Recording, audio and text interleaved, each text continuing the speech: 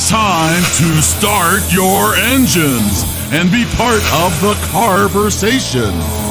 You can always ask the experts, Raffi and Dan Rosenberg, because it's now time for Clutch Radio.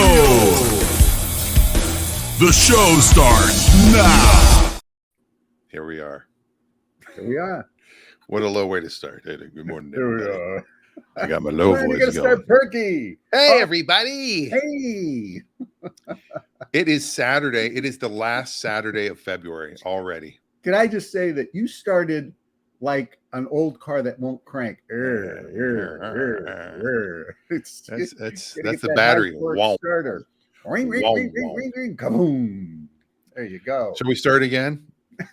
I don't think we should. It's time. We won't. So welcome, everybody. It's Saturday, February 25th. It's 10 a.m. on the West Coast, 10:01 actually. I'm Dan, he's Raffi, and we're here every single Saturday. Yes, we are. We're well over 100 plus Saturdays now. Yeah. Probably 100 and well, we should count it. But we talk about cars. Buying, selling, trading, leasing, credits, scams. Scams. We Yes. do talk about scams, lawsuits, Lawsuits, all different kinds of things. And I'll tell you what, in the auto industry, it's actually become more and more common that you hear about lawsuits, especially a fair amount of lawsuits with dealer terms, lease agreements, all kinds of things, because a lot of that stuff is not properly disclosed. So you have to be really careful when you go to make your deal to make sure that you understand your residual, you understand what your payments actually represent. Sometimes you get a car payment interest only, and you're not building up any equity in the vehicle. So when you go to do your payoff at the end of your lease term, you can be upside down, and there's no way out of it. Now, upside down in a lease means you walk away. Yeah, you just walk away. But you lose all the money that you invested because all of it is going towards managing the interest. So pay attention on that lease. Look carefully. Even though you think this is something you generally understand, take it to somebody, get a different opinion, someone that has experience, someone like Dan, someone that can look at that deal and give you the okay. Yes. And Adam says, good morning, Dan and Raffi / Tony. Good morning, Adam. Nice to see you at the Bremerton premiere. Yes. Good morning, and Jay. Screening, not premiere. Screening. Not premiere. Screening. That's right. Not the premiere. Not paying music rates yet. Yeah. Good morning, Jacob.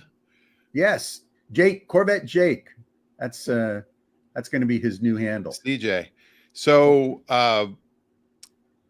yeah, it's there are people who if you sign something and you then sue and you take them to court, you take the dealer to court. And I've seen dealers, they're in court all the time. And the customer, the judge would say, did you sign this? Yeah. And so dealers are much more, I have a few dealer friends that they'll have somebody sign the Carfax. Yeah. They'll have somebody initial and sign, the as-is document. Let me pull this up real quick, because this is a very important document. Oh, yes. The buyer guide. It's only on used cars. And on used cars, the as-is document must be in the vehicle or on the vehicle. It must be posted on it so that people cannot say they never saw it. Dealer can lose their license if they have a used vehicle and the as-is document is not displayed with it. Well, here's the thing. Not only lose their license, it's $43,000 per car of a fine for every car in your lot that does not have this on the window. Yeah. It's $43,000. Used to be 11, and that was a lot. It's a serious fine. And basically what this says is, this is a fillable one. So you say, okay, there's no warranty on this. And if there is a warranty, you click here and you say full warranty, meaning we cover everything. Nobody's going to put that on there. Limited warranty, dealer will pay. And some dealers say, I'll pay 100% of the labor and 0% of the parts. So you bring me the parts, we'll put them on for a year. Yeah. That's not a bad deal. A little car lot, you get free labor. Yeah. Not bad. Not bad. Now, if there's still manufacturer warranty, you can click on that. So there's still some of that. There might be another used car warranty. Service contract is available for an extra charge. But here's the amazing thing. Now, this state's an implied warranty state, but look at the back. What's missing, do you think, from this? I can't see from there. Oh, let me see if I can zoom in a little bit then. So it goes over things that might be wrong. Mhm. So the dealer has to put their name, address, phone number, and after, if you have complaints, right there. What do you think's missing here? It's nowhere on the front either. I It's don't nowhere know. for you to sign it. Oh, the signature of your, yeah. It's not required for you to sign this thing. Well, it's interesting because I don't think it's a contract. What it is it binds the dealer to represent the vehicle as they have it on their lot. So your signature on the invoice, or I don't even know if they call it bill of sale, but when the dealer processes it, the processing paperwork for it, because that's different from the bill of sale. The bill of sale goes to the DMV or the licensing agency. So the processed paperwork has your signature, and that's essentially your that's you agreeing that you bought the car. right. But if a customer says, "Oh, I never saw the as-is sticker," now how does the dealer prove? You can't prove a negative. You can't say, "Well, it was on the window. I gave it to you." Right. So the dealer now, every dealer I know, we do this with ours, our online stuff. We have a digital version of the form, must sign it. You have to sign this. It's part of your paperwork. It's crazy that the government, this is a federal law, this particular one, doesn't require the seller to acknowledge that they received it. Yet they'll go after the dealer for not giving it to you. Interesting. Yeah. And really a contract has to be two ways. That's unilateral if you're not both acknowledged on it. It's a good point. Yeah. So make sure, A, that it's there. And as a consumer, make sure you read it, because they're trying to change the law in Washington right now. And this is a crazy, crazy thing. I'm not sure what side I sit on, because the dealer association is telling all the dealers to, fight this, fight this, fight this. And our good friend Ray Pepper can probably jump in on this too. They want to pass a law that every used car must come with a 90-day warranty. In the state of Washington. That's a tough one. That's a tough one. 30 days is the implied warranty, isn't it? Nope. The implied warranty is just the implied warranty of merchantability, meaning when you took the car, everything worked. Okay. That's all it is. You can't sell it unless you disclose it. If you can say, the engine knocks, it's got a bad transmission. You disclose it, customer signs off. They acknowledge this car is sold as is for parts only. We lowered the price of the car because it needs transmission work. You can disclose that stuff. Is there a 72-hour? No. Oh, because there is on property. There's 72 hours only if you buy something if somebody comes to your house, that's when you have the door-to-door sales. You have a 72-hour right to change. But for cars, the state of California has a weird law that you can buy a cancellation contract, and they can charge you up to $150 for it, and they can charge you up to another $350 restock fee on top of it if you want to return the car for any reason. Why anybody would do it, I don't know. Yeah. But this new law, if they require a 90-day warranty, all that's going to do is make dealers find a third-party warranty company, pay for that warranty, which is, $500 to $1,000, and just add it to the cost of the car. So it's going to give the warranty companies some money, but obviously, if they're going to put it on every single car, the claims are going to be much higher. It's just crazy. Well, and a 90-day warranty, what could it possibly cover?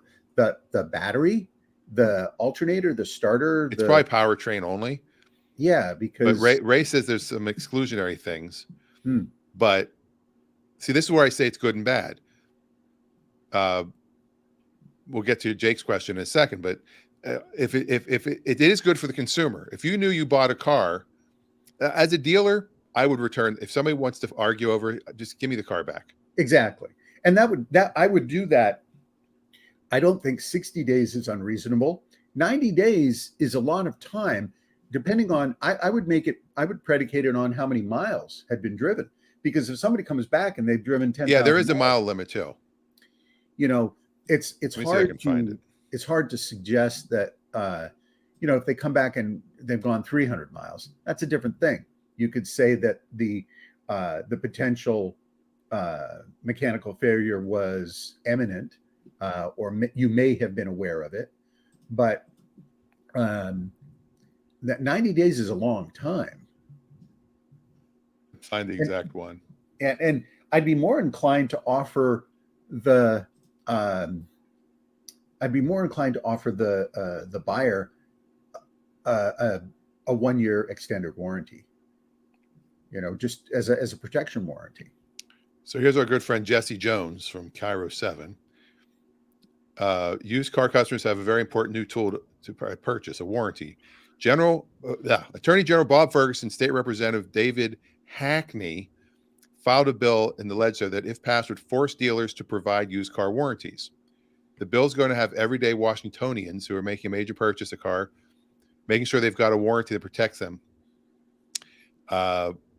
Make sure when they drive away that they didn't get a lemon. Now, lemon laws are actually for new cars only, so it's weird they would use that. Yeah, there was talk about lemon lawing used cars, but I think that what I had heard, they were going to lemon law used cars up to 2 years old. Well, this one is the bill that they're proposing, less than 20 years old, less than 125,000 miles. So classic cars, to answer Jake's question, irrelevant. Yeah. If the vehicle has an issue, the car dealer gets 3 chances to fix it. So they're basically making a lemon law. Yeah. If they can't repair it, they must provide a refund minus mileage. If the car is out of service for 45 days, a refund must be provided. The dealers can't ask buyers to waive the warranty. So they're also talking about mileage. If the vehicle is less than 40,000 miles, the warranty is 90 days and 3,700 miles. If it has between 80 and 125,000 miles, it's 30 days and 1,250 miles. So, as you know, I've owned a car lot, and I'm sure I may again someday. We may have Lenny Super Mega Autoplex as an actual car lot. And I would never, if a customer, I'm never under the belief that, okay, you drove off, you own it. Right. Because it doesn't work. No. All you're doing is upsetting somebody, and in fact, you're saying, hey, you buy this, you own it. It doesn't leave people with a lot of confidence. Yeah. And it's not worth the complaining and especially with online now. I mean, sure, 50 years ago, the Better Business Bureau is probably the only place you could go. And that's a huge scam. Don't even get me started on the Better Business Bureau. They're the mafia. Same with Yelp, another mafia. Let's just call them not the mob, but a mob. Yes, because they are a mob. Yeah, and they have controlling interests and commercial interests, financial interests. If you pay to be accredited with the BBB, you're accredited. Yeah, and it makes it look like it's a big deal. And you're not going to get what they do is, if you start getting too many complaints, but they'll take away your accreditation and they'll say, don't pay us anymore. Yeah. But if you pay them, if you've got a bad reputation, you pay them automatically go from like a D to an A- just by paying them. Well, and what's interesting too about same thing with most awards. Most awards can be bought, and that's in any industry. The system for getting awards and tiering yourself into these awards requires you put in some money. You put in some money. You put in some money, and the more money you put in, surprise, surprise, the more awards you win. Yeah, it's wackadoodle. So if that law passes, I mean, I didn't realize it has to have things where you have to have, bring it back 3 times to repair it first. I mean, that's making it more like the lemon law. The third-party warranty should just, okay, you've got a third-party warranty. That's who's going to cover it. Because I'm assuming that's the lobby that's behind this. I would think so. Is the warranty companies. Well, and I think also people have an interest in, when with automobiles, the market has changed quite a bit. The car is no longer a tool for transportation. it's much more of a device with loaded technology. People are using them for a lot more things than they have in the past. There are many people who use their vehicles as mobile offices, for example, and so you have a lot more invested. Yeah. Cars are also a lot more expensive. I was looking at a lineup of 2019, 2020, 2021, 22 pickup trucks. These are $80,000 to $100,000. That's a lot of money. That used to be house money. So with that kind of money on the line, and you're buying used, you want to make sure that your investment is protected. So I think to some extent, these are reasonable things to do. I don't know. I think Ray suggested that the limit was 100K.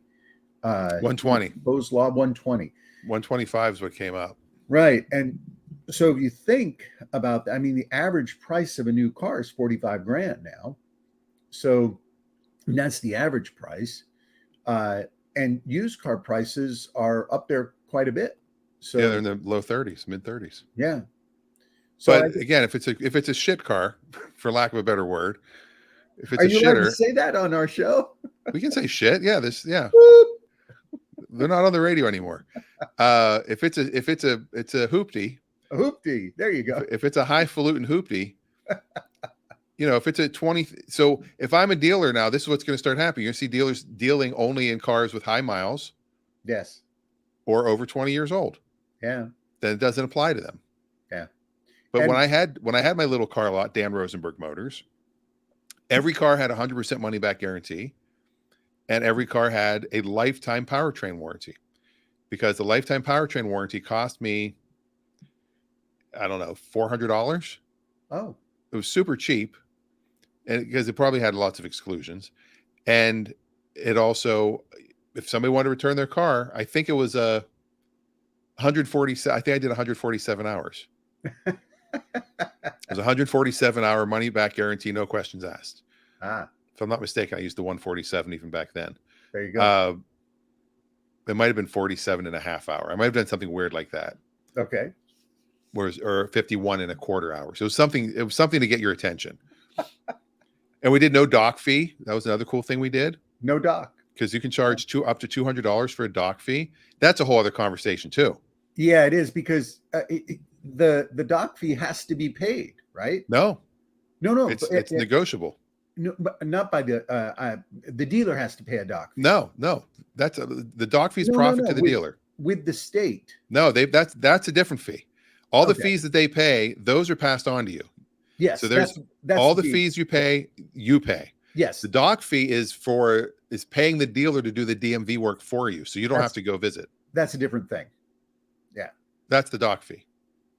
It's a documentation fee, they call it. Right. That's But 100% optional. The dealer does not have to charge it, but they're allowed to charge up to $200, and it's fully negotiable. And most dealers charge 70. I think that's the No, Washington, they charge 200. California's 85. California is 85. Yes, I love stumping Raffi. That's the most you can charge is 85 And every dealer charges the most. in California.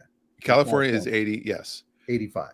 It is 85 in California. In Washington, they just raised it, I think last January 1st. It was 150 for the longest time. Mm-hmm. So they do a little, they say to the dealer, okay, here's $200 that you can charge, because you are doing the DMV work for the customer, and you do have somebody, you have a title clerk you have to pay. Well, that's part of the cost of doing business. I mean, why don't we have a vending machine charge or a car washing charge, or it's just ridiculous. Pencil sharpening costs. Yes. But the dock fee, if you ever, you see that, should you pay it? Yeah. I mean, it's not worth arguing over $200. But if you said to them, I'm not paying it, you don't have to. We should charge our listeners a microphone fee. Yes. This microphone right here. Yes. And even the picture of the same microphone over here, which is weird that you can see there's the microphone there. Yeah. But yet here it is here. This is a fake background. But yeah, Bob says, hello, you big TV stars. Hey, Bob Moss. And he agrees with something. I'm not sure what it is. Maybe I the think he microphone totally agrees fee. with the dock fee being ridiculous. It could destroy places like Stokes because they operate under a dealer license, but they're an auction. So what happens there? Well, and auctions are really interesting too. That's a whole other thing. Years ago, I researched what it would take to set up my own independent auction in the state of Washington. And interestingly enough, you can set up your own auction. If you and I wanted to do an auction, you can just set it up and do it. You don't need to be a certified auctioneer. You don't need to be anything. Now, if you're going to do cars, you have to have a dealer license. But if you have to have the dealer license, then now you have to follow the warranty laws. So now you have to sell cars at auction that you're going to put a warranty on. Sure. That changes everything. Yeah, but you can auction.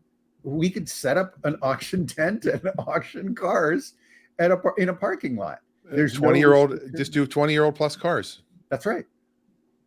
There you go. Dan says, reminds me of the Andy Griffith episode where Barney buys a used car that has the old sawdust and the differential trick to quiet the gears. Well, Thelma Lou got taken on a vehicle. And Andy, I think, goes back and sets the guy straight. Yeah. As I recall from that episode, sawdust in the gear. Yeah.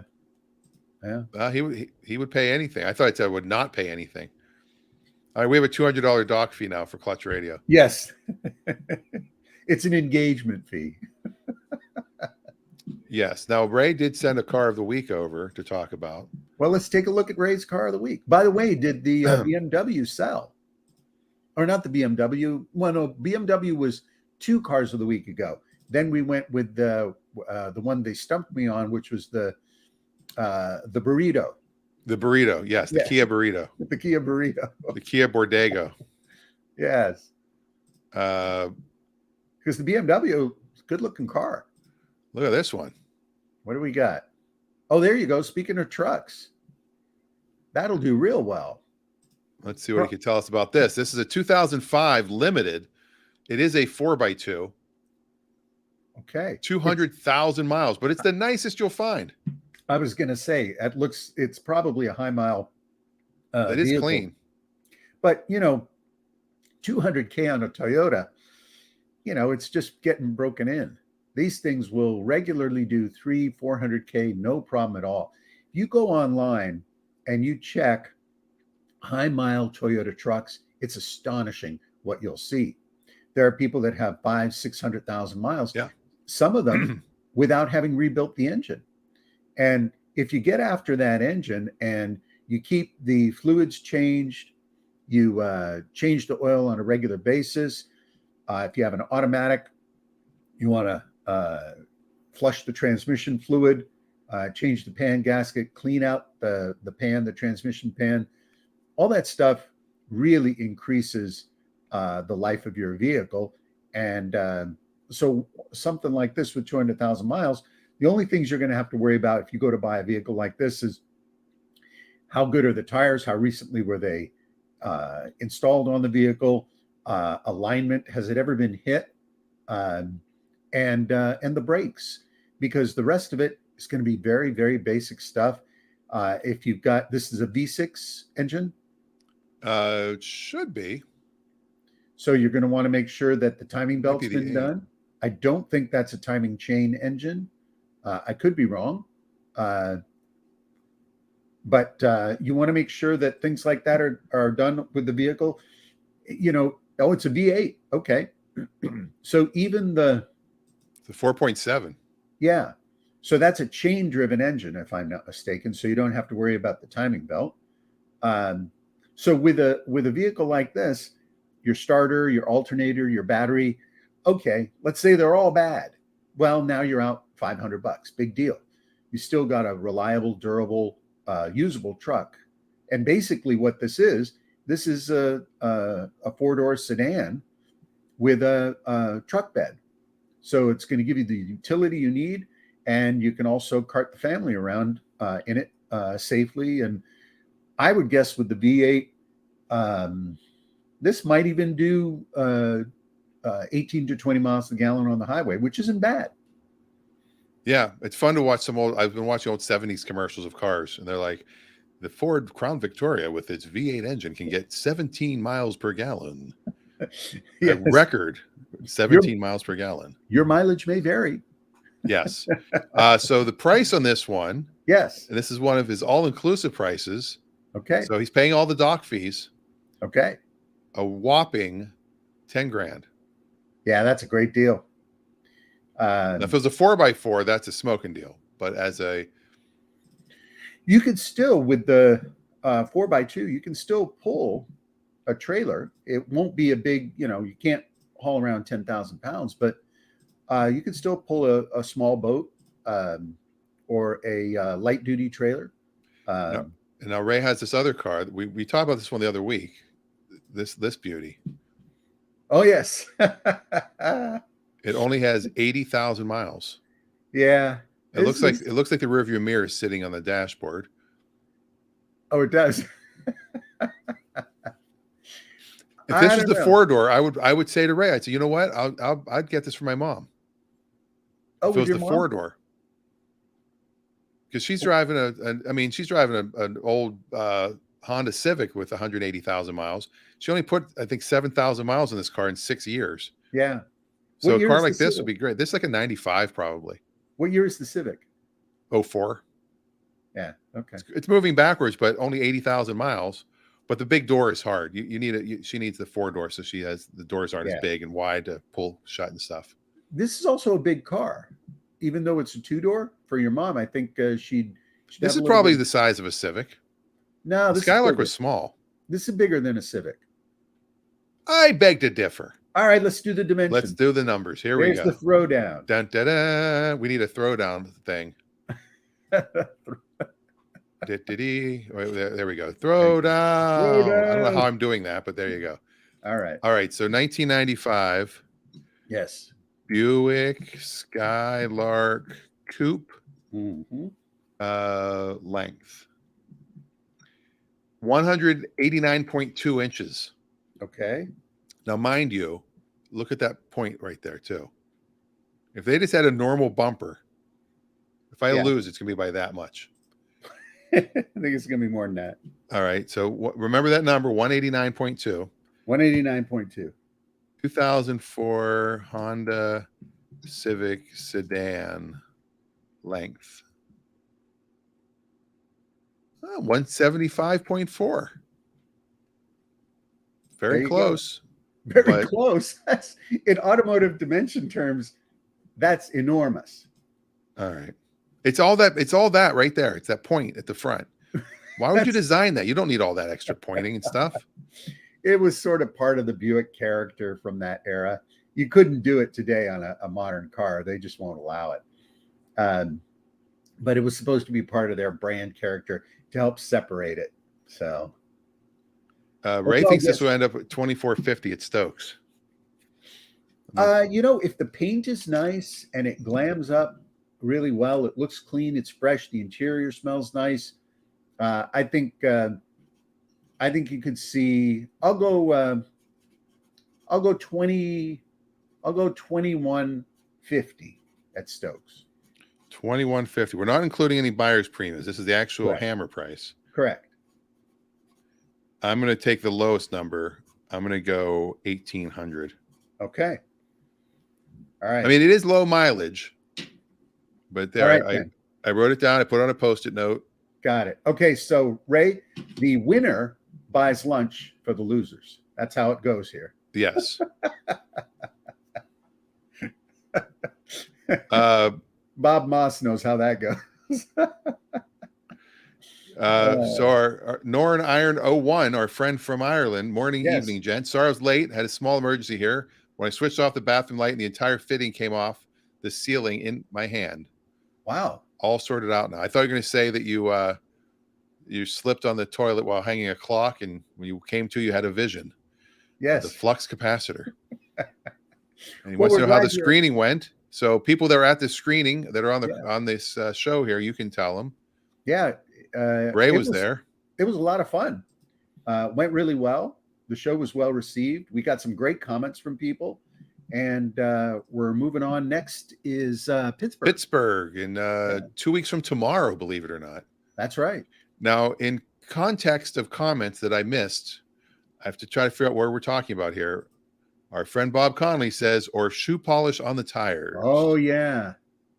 Yeah, I guess that goes back to the putting stuff in the Yeah. So the sawdust to quiet a noisy rear end, Bob is referring to older tires would crack and start to separate. And the way you would get those cracks to be less seen is you would rub it with shoe polish, and the shoe polish would fill the cracks.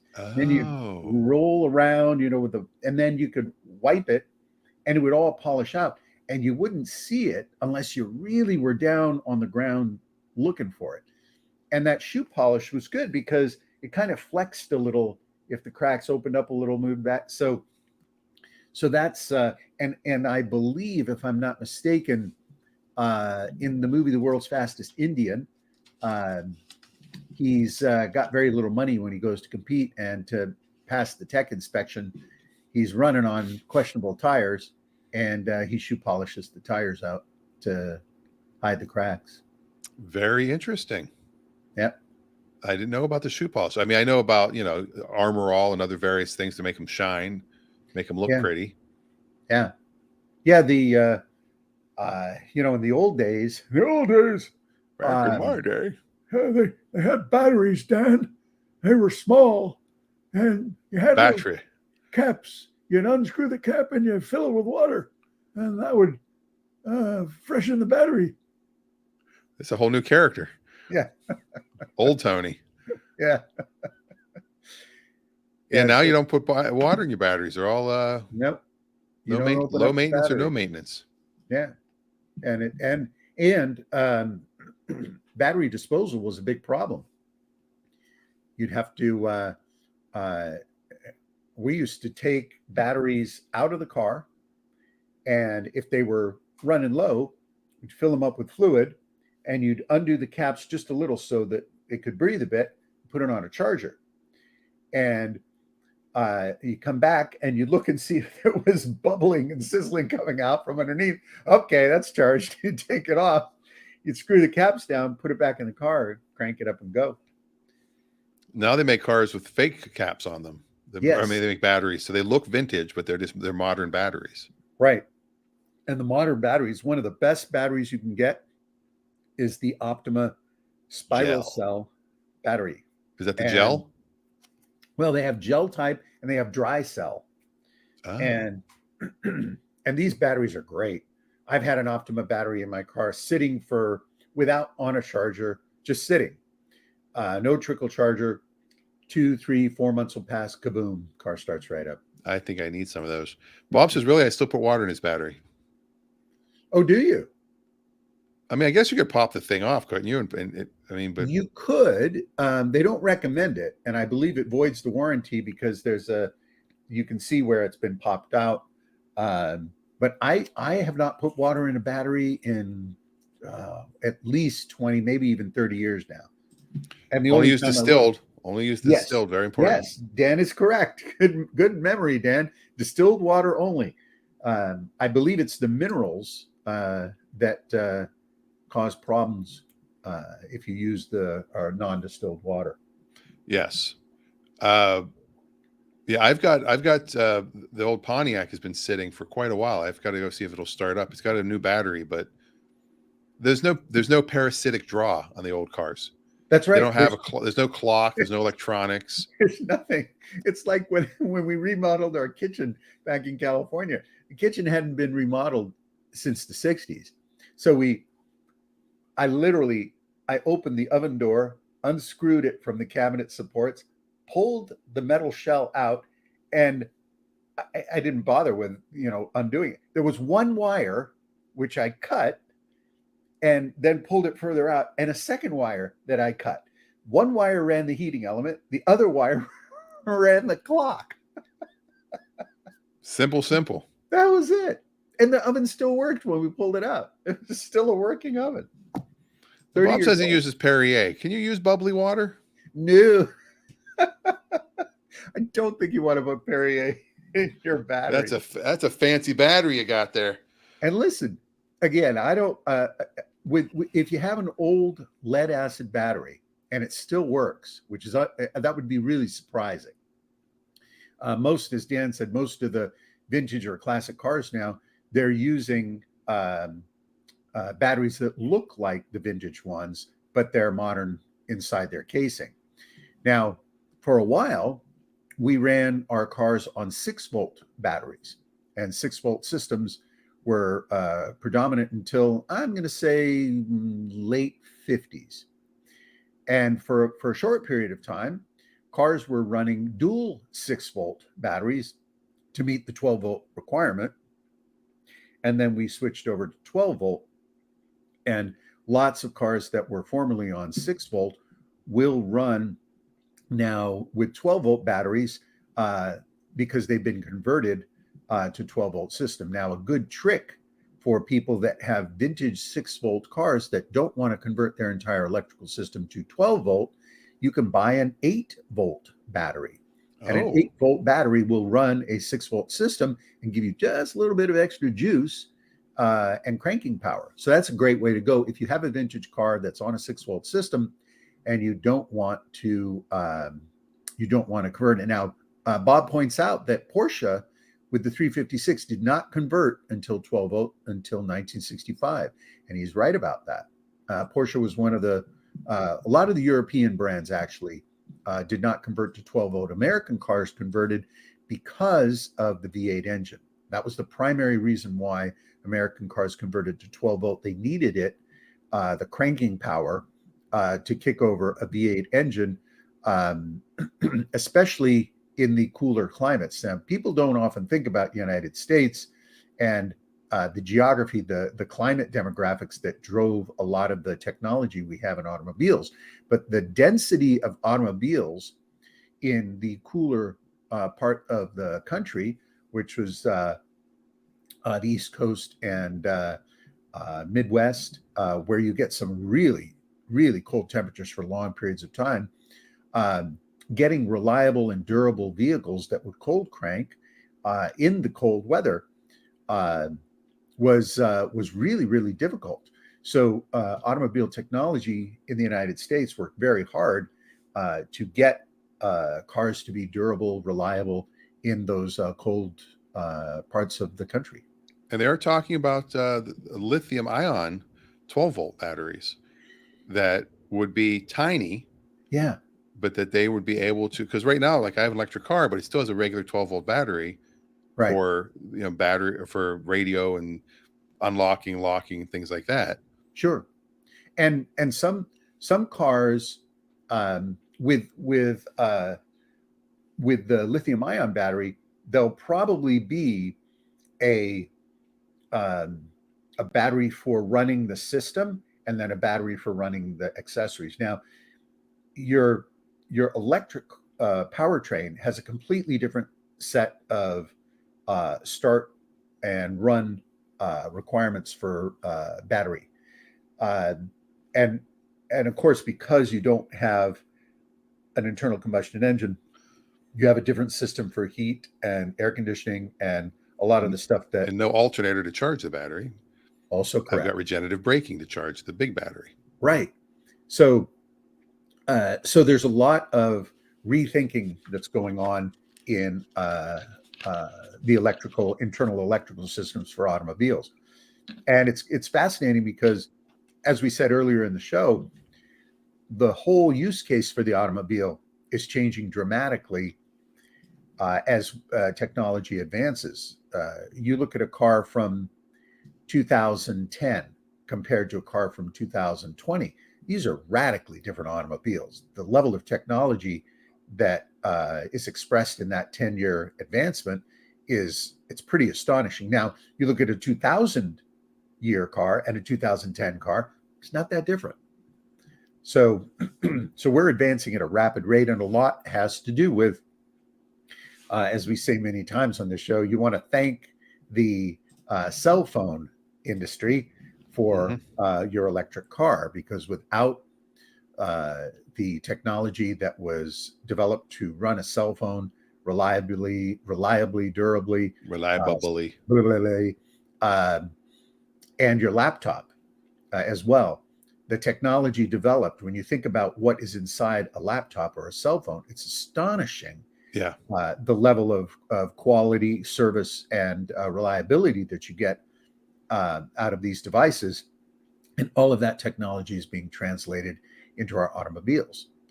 And just to make an example, I've got one of those little jump starter packs, the little Yeah. brick. Yeah. If it's fully charged, it'll jump a car 12 times. 12 to 20 times I can jump a car with that. Yeah. If I plug my cell phone into it, I can charge my cell phone once. Like the long charge. Yeah. So the quick jump, the cold cranking amps, basically, it can do quite a few more, but charging this battery. So this battery has more power in some way. Now, going back to the sitcom very quickly. Ray said he was responding back to the screening. The screening was awesome. My favorite part when camera pans out and Tony's in the background beating everyone to the phone call. Loved it. That's when you were stealing the phone number. The look on his face. Yeah. First episodes are tough with character building. You nailed it. I'm a tough critic too. Grew up on all the Family, Jefferson, Sanford and Son, all great shows. It's a lot with those characters can go thousands of directions. Plus, the general public is always fascinated with car dealerships because of their negative history. So we do have storylines for miles. Yeah. There's a lot to mine inside those. Just in the dealership, and then you've got the weird relationship of the father and son. Yeah, and we can play with that quite a bit because we could even have the father come in because he's considering getting a different car. Well, what's funny is when we're shooting in California, and the executive producer is a guy named Barry Katz, and we used his Lexus. He had his an 02 Lexus convertible, gorgeous car. Yeah, and they're great cars. Rick Springfield's manager said, "So I'm guessing you sold this to him." I'm like, "Oh yeah, I never thought of that. The car he's driving, I sold to him." That's good. Like that was just a quick little backstory that went through my head. I'm trying to unlock the door. I'm like, "Hey, I sold this car to you. You won't even open the door for me?" Well, looking at the ink on Tony's Tony's face. Well, as long as we're running our favorites, we just did Car of the Week. Thank you to Ray. Why don't we go old school, Dan? We could go old school. Let's click on this little thing. Oh, we didn't do car. Hold on, I forgot to play this. We got to play this real quick. We're doing it in the back end.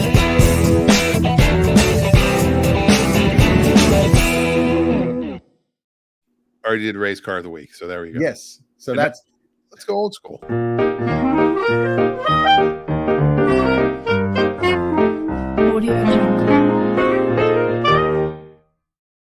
All right, we're going old school today, and today we're going to Italy, of course.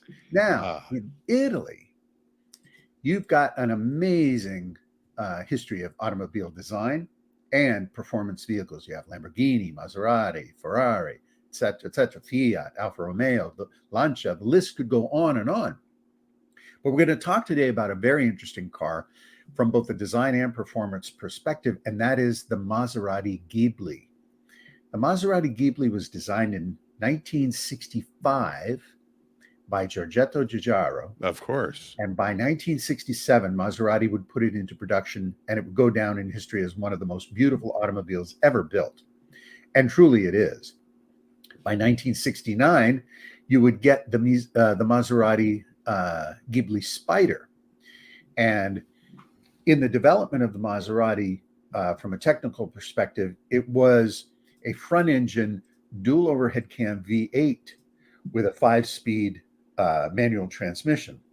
Now, this combination gave not only a beautiful long hood, but Giugiaro was experimenting at that time with much more chiseled and crisp edge design, a theory that he called folded paper, where he was influenced highly by origami, Japanese origami. Now, while this might seem like a beautiful traditional Italian design, at the time he designed this, cars were still very round, very much like the 50s, where you had undulating, curvaceous, rounded fender lines. And so Giugiaro completely changed that with this car and 3 other vehicle designs that he was working on that time that he referred to as his torpedoes.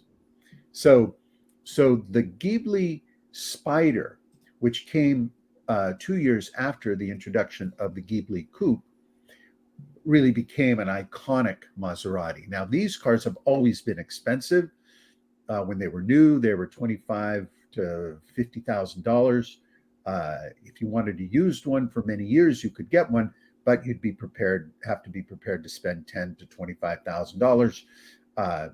They're unusual in that their engines and their drivetrains need specialized mechanics, people who are familiar with them to be able to keep them running. But over the years, they've become very valuable, in particular, the later series 4.9 liter Spiders. A 4.9 liter Spider, an authentic factory built Spider, is going to set you back about $1 million. Now, most of our old school vehicles are not in this price class. So why am I even bothering to talk about it today? Yes, Well, why? The answer is because, as it happens, rock star Adam Levine, formerly of Maroon 5. Still a Maroon 5. Oh, is he still in Maroon 5? I think Maroon 5 still exists. I'm pretty sure. Okay. He's a bit of a car nut. And he not only likes cars, he likes classic cars. And so he's gone out, he's made purchases of classic cars, spent a little bit of his rock star money, and most recently purchased a 4.9 Ghibli Spider. Now, everything would be just fine, and Mr. Levine would be out cruising in his Ghibli Spider, impressing everybody who sees it, and rightly so. They're beautiful cars, and they deserve the attention. But for one small factor, it appears now, as Adam Levine, by the way, has decided he's going to sue Rick Cole for having sold him a car that is not accurately a Ghibli Spider. Now, how is this happening? Well, it turns out that a Ghibli coupe is about a $200,000 to $300,000 car. And if you had one that needed to be restored, it wouldn't make sense to restore one. So what most people would do is they would cut the roof off of a Ghibli coupe and turn it into, or convert it into, a Spider. Now, this wouldn't be problematic. You would suggest to people that look at the car, okay, I like the Ghibli Spider. I don't have $1 million. I'm going to buy this converted coupe, which is beautifully done, and I can get it for $400,000. But if you decide you want to get $1 million for one, you could cut the roof off, change the numbers, pick a number that belongs somewhere else, and hope that your buyer doesn't check with Adolfo Orsi, who is the Maserati historian expert, about the origin of your chassis. Now, this appears to be why Adam Levine is suing Rick Cole, because the vehicle in question appears to not be an authentic Maserati Spider. So we're following this case closely because it's going to be very interesting to see what happens. Most likely the terms or the result of the suit will not be publicly disclosed, but my guess is the winners in this scenario are the lawyers. Yes, of course. The lawyers will always make their money. Yes.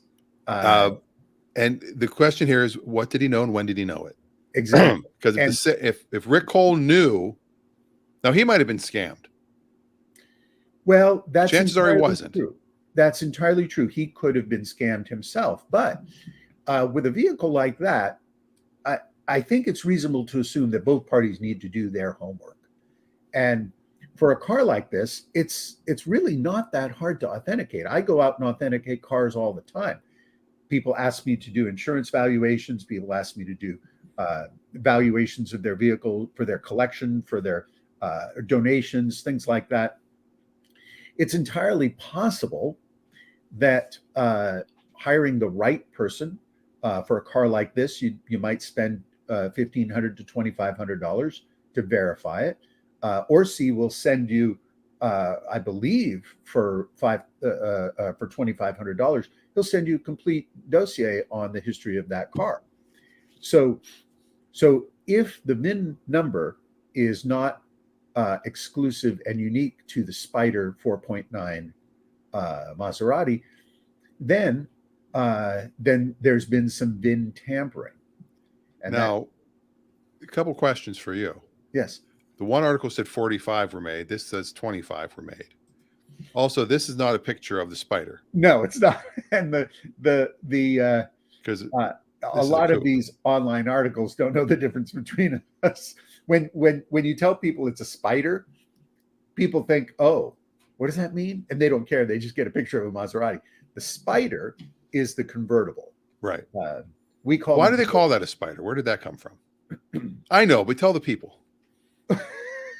Well, there's actually a lot of speculation about that. What do you think?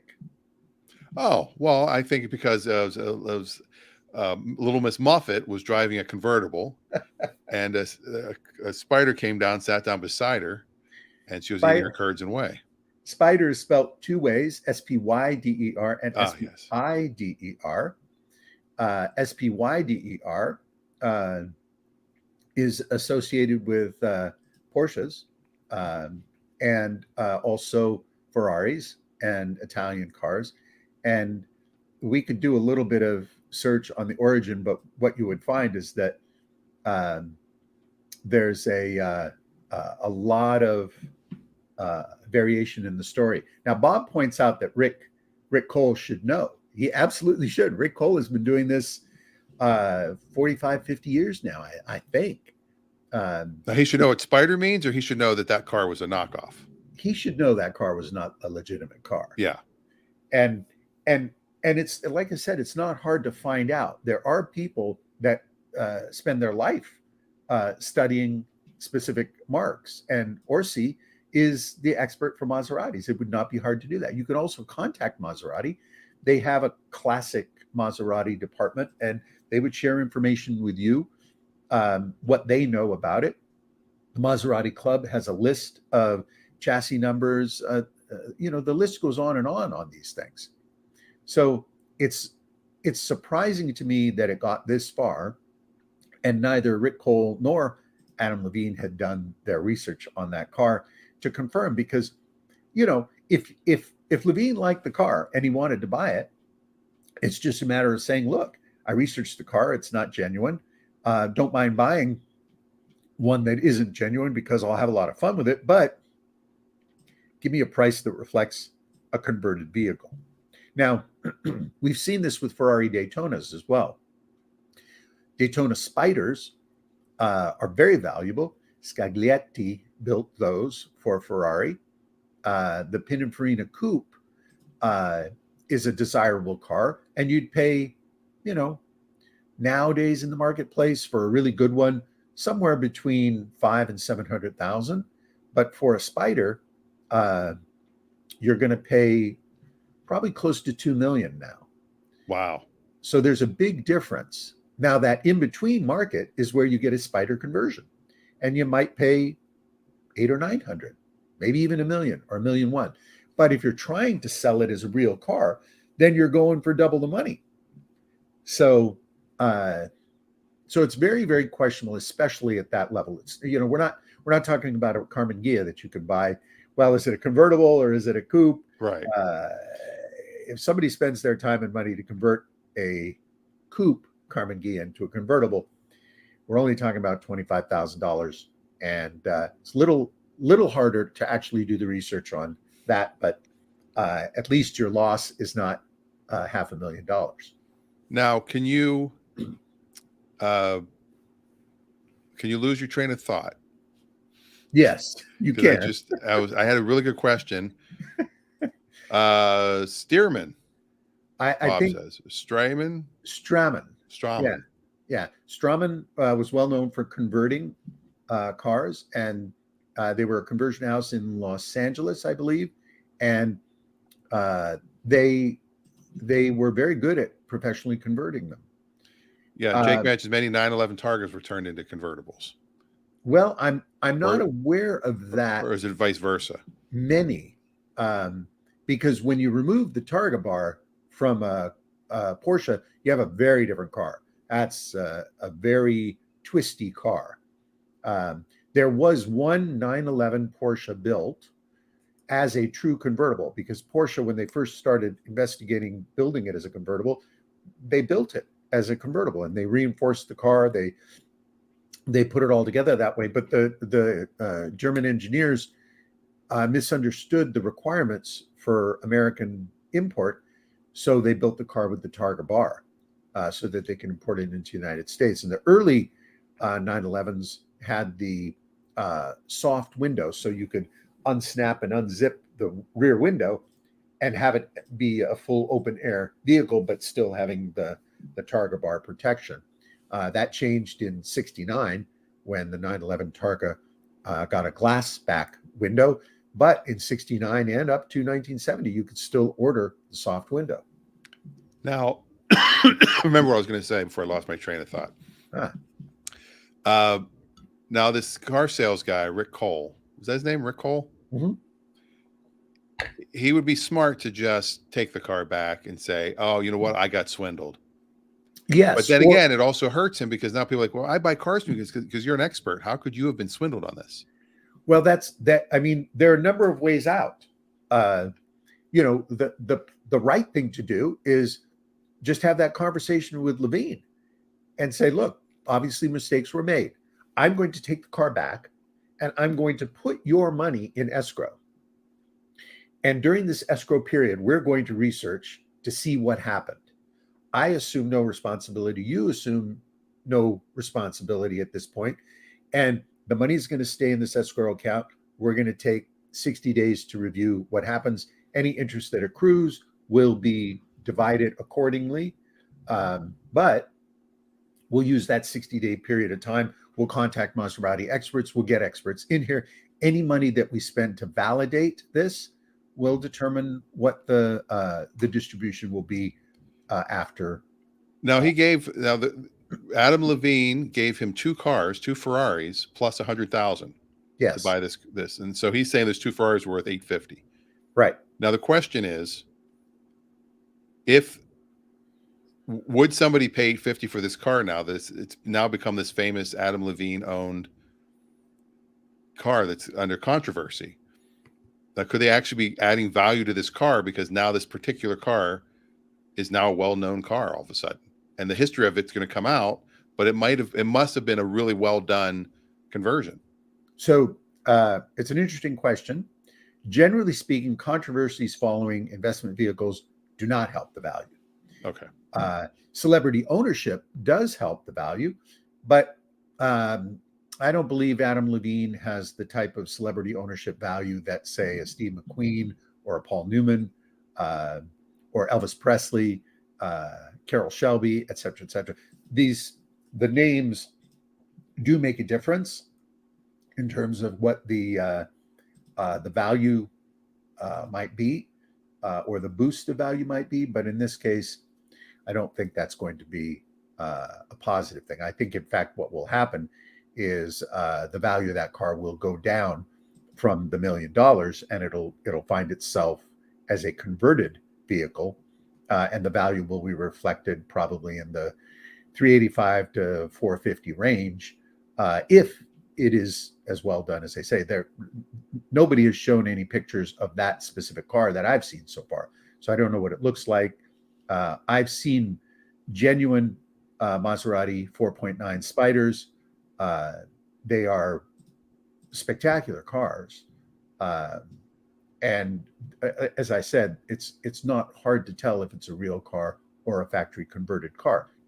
You don't even have to look at the car; you just look at the paperwork, and the paperwork will tell you properly. So Cole must have had some paperwork that misrepresented the car. Yeah, and that's the worst part is, I just found a picture. He should have known. I mean, even I think I can see this. I mean, I could be wrong here. You found a picture of it. Yeah, to me, I think I can. Let me see. You can tell by looking at it.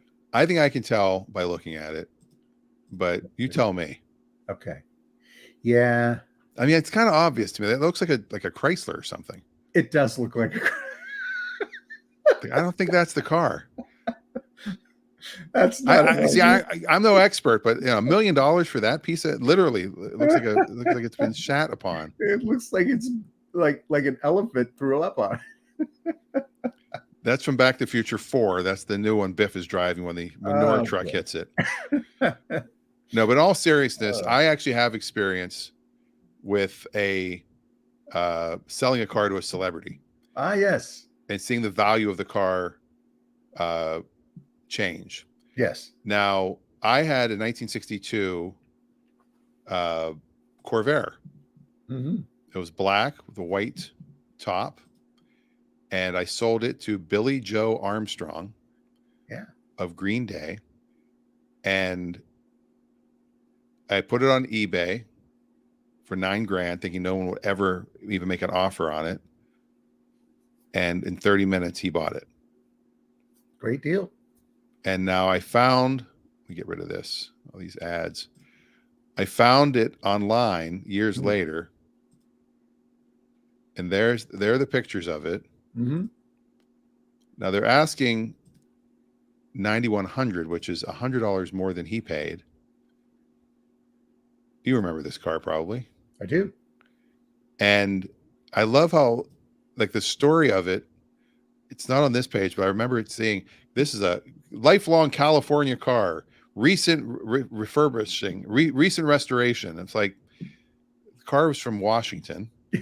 I shipped it down there. The restoration was really bad.